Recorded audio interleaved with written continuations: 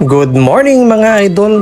Maluto pala tayo ngayon ng longganisa na na-order natin kay Kaiddo na Dudut. Umpisahan na natin ang pagluluto.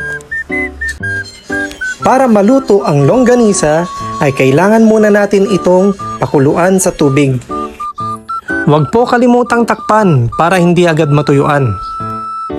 At syempre, huwag nyo rin kalimutang i-check ang inyong longganisa at ikikirok mo to ng ikikirok para naman even ang pagkaluto ng longganisa natin.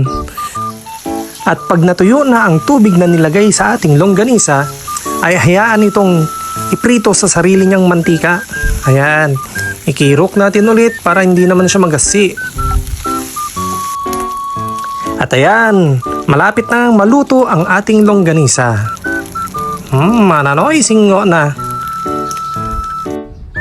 At ito na nga ang finished product ng ating longganisa.